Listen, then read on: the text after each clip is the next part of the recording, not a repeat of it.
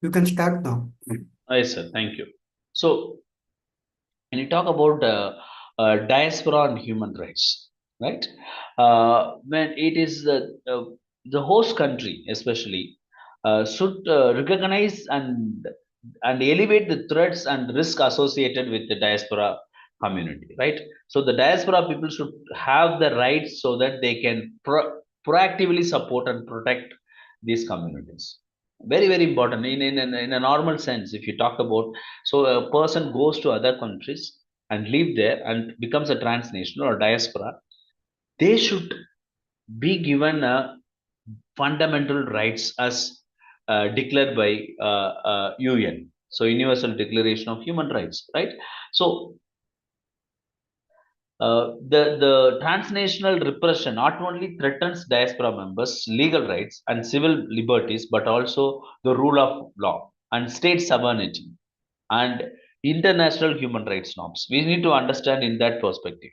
So, a person goes to a particular country, that country is not giving the proper rights to that particular diaspora community, not giving the legal rights and civil liberties.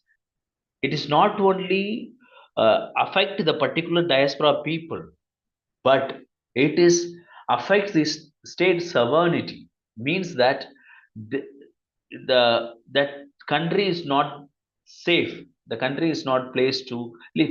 You see sometimes in tourism, you the Ministry of Tourism, or you take something when some calamities or some war or some political uh, instability if it happens in any country, definitely there will be a news or there will be an order from the Ministry of Home Affairs or particular authorities stating that it is not advised to go to those countries in this period uh, because the situation is not good. Means that the rights are being violated there, right? So it affects the international the name of a particular country at an international level, right? And not able to, and it also affects the economy, right? So therefore the host country government should recognize the threats is given to the diaspora community and bring better policies to alleviate this type of issues related to diaspora community. So local and national enforcement agencies need to be made aware of the potential threats against diaspora organization and activists, and communicate with the community leaders about how to lodge complaints. So government must also provide the fullest possible protection to diaspora people and their organization through legislation. So that is the priority of the government to look into. But we put a coin in the other way around. We may think that why the government should bring that kind of immediate action on this, because anyhow this diaspora community is very, very small in number, right? But why then the government should bring immediately to protect their rights? Because it affects the international collaboration, right? And international look on a particular country, right? So you see even today when they coughed, the Indians were coughed, and there are some news that they were taken by the uh, the aircraft which is not for passenger aircraft, it's army aircraft, and they were coughed, and so many hours they were not allowed to move, and all those things is coming. But it is very, very bringing the geopolitics very, very in a very bad situation, right? The relationship between the countries are affected. So here it is a greatest example of how the particular country is treating the diaspora community. All right, so government must also provide the fullest possible protection to diaspora people and their organization. Very, very important. And uh, the which often for example if you take universities, okay, this is the major area where uh, a lot of exchange that happens between countries, right? So universities which often depend financially on international students must be vigilant in ensuring the student groups follow the law and the students at risk for harassment are protected. Okay, so how the universities are treating the foreign students, because diaspora people are essential actors in global struggle for democracy and human rights. So protecting the civil liberties remains a central responsibility of authorities. So today, we need to understand in a very holistic perspective, right? Education sector, industrial sector, and skilled unskilled professional sectors, in all the perspectives, how the particular country as India, how we are going to treat the foreign nationals, the diaspora people. So in nutshell, when you speak about, the countries should go in spirit of universal declaration of human rights, right? That five things I have told, very fundamental. Okay. So in the contemporary period, when you talk about uh, the rights of the diaspora community, human rights. Uh, so Universal Declaration plays very fundamental thing, which really pave the way for how the country should treat the diaspora community. So when you look into the contemporary ethnic groups, religious groups live in diaspora as a result of wars, natural disasters, political repression, and economic hardship, right? You see that a lot of Sri Lankan people live in Tamil Nadu because of the situation is not that good in the Sri Lanka a decade ago, right? So the guarantee of the rights and privilege for the citizens of the respective nations by their constitution has frequently come under threat.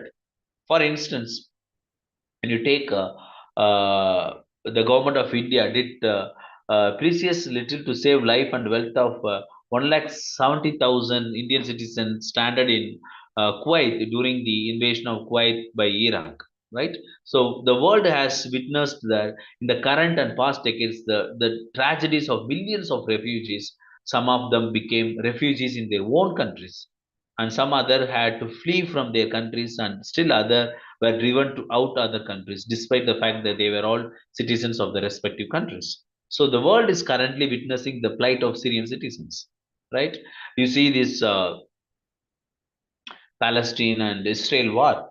So people of Palestine is struggling, and they were become the Islam or refugees in their own country where they are born, right? So this is what when the war that all happens, the condition of the people. So diaspora people migrated wherever they could earn a better living and to assure the prosperity of their future generation. Okay. So we are not only discussing on the people, when you talk about diaspora, the people who are in a skilled or the professionals, but also people of unskilled and the people who were happened to move to other countries because of the war in their home country or the political instability. Okay, so they accepted the citizens of the countries they migrated to and declare their loyalty to those countries. So then the number is enormous, and proper statistics are not available when you talk about the war-related diaspora community, right? So migrants or the challenging the policy of citizenship and breaking the borders which are man-made or rather made by the people or the government. So they are not protected by the laws of the countries of their origin and discriminated by the laws of the host countries. That is the situation. So they are not protected by the law of their countries, right?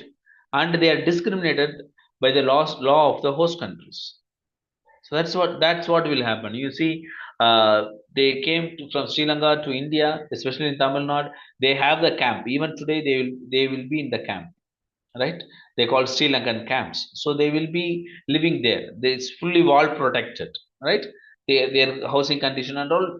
It's quite. It's not that dignified or something like that. So they are the forerunners. It's very pathetic to look at their situation. So their hope is implementation of Universal Declaration of Human Rights universally. So human rights are denied partially in most of the countries, including India, and fully in few countries. So denied human rights. So Indian diaspora is on the horns of dilemma. So they are neither the citizens except for the namesake and of the countries of their adoption, nor the citizens of India. So, so what is the condition of the people those who come to India? So their adoption, they are not treated as a first class citizens, and they are not willing to merge us or dissolve into the mainstream. So Indian culture is unique, and it has a world of different from other cultures. So traditional culture in India is very dear to the Indians. So hence they remain aloof from the citizens of the host countries. So they get over their identity crisis. They flock together and create little Indians, therefore, wherever they are, right? So, and when you talk about these fundamental human rights, are practiced more in violation than in the implementation by a number of countries where a lot of Indians like Bangladesh, the Philippines, Sri Lanka, where the Africans are working as a domestic laborers. So they work long hours every day and 7 days a week, and they deprive of family in life in international labor organizations. And when the NGOs and governments are doing precious little to address the injustice rendered to these millions of domestic servants. So here uh, what the evolution or the international universal human declaration, it is bringing uplifting the people uh, from the particular condition to the next level. So when you talk about the ethics of home and host land citizenship, it is belonging to identity. Citizenship is increasingly viewed as an area that intersects with the concepts of belonging and identity, challenging traditional notions tied solely on territory. And when you talk about the access and inclusion, the ethical consideration arises regarding who is granted citizenship. So that and who is excluded, emphasizing the need for inclusive policies that recognize diverse background and expertise. So here, ethics of home and hostland citizenship is uh, it is based on the access and inclusion and identity and the government laws, right? So when you talk about the transnational obligation. With globalization, individuals often have a allegation to multiple nations, prompting discussion about the ethical responsibilities of citizens toward both their home country and the host country.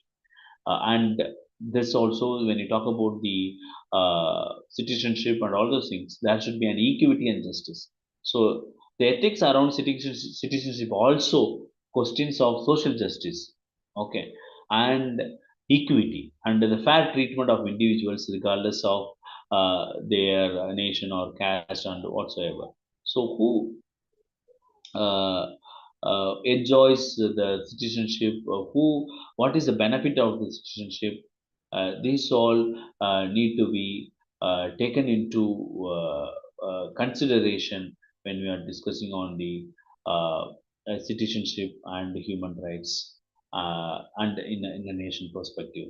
So dear learners, when you talk about this particular unit on understanding the nation and transnation, that is a very fundamental when we are dealing with this particular block. So we need to understand the nation is something brings the people in a territorial and ethnic group and race and everything. So when you talk about the transnation, it gives the clear concept of that beyond the boundary. So when you talk about the beyond the boundary, it gives where that person is coming from, which country, and that's a border protection. And when you talk about the transnation is migrating outside of the state, begins within the nation, right? So transnation is it's possibly most obvious in countries with massive populations such as India and China that we discussed. And when you talk about the transnation and the human rights, okay. So when you talk about the different aspects of analysis, the forms of control, historical perspective, power regimes, and identity policies, and tension with cultural values and global economy and nation states plays a vital role when we discuss about the transnational. And when you talk about safeguarding human rights, we understood about what is human rights. When we talk about the human rights, the five, we say that five basic tenets of human rights is universal, inalienable, interconnected, indivisible, and non-discriminatory. So that we need to understand when you're discussing about the human rights. When you talk about the scope of human rights, it's the civil and political rights and economic and cultural and solidarity rights we discussed today. And uh, we also understood in each spectrum what is political rights, what is cultural rights, what is social rights, and everything that gives us a understanding of that. And what is the complexities in diaspora community in order to enjoy the rights in that the hosting country.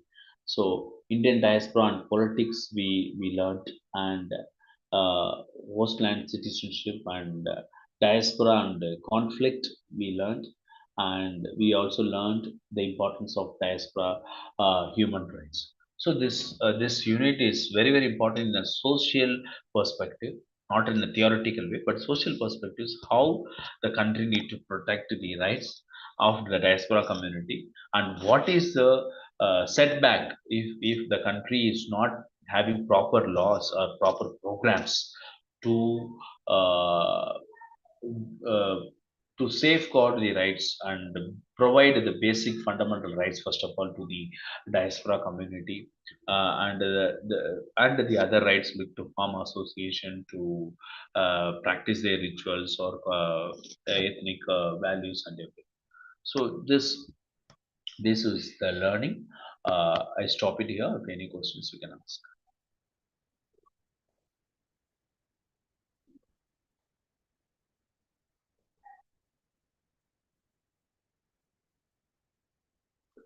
I think some students are there. Any question from Jyoti, Sanjeev, Tanvir?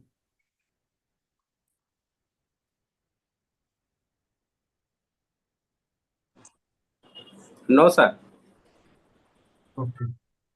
So, okay then, we'll stop here after this. Yes, sir. Yes, sir. Okay. Thank Thank you. Good Thank night to all. Good night to all. Thank Thank you, you, sir. sir.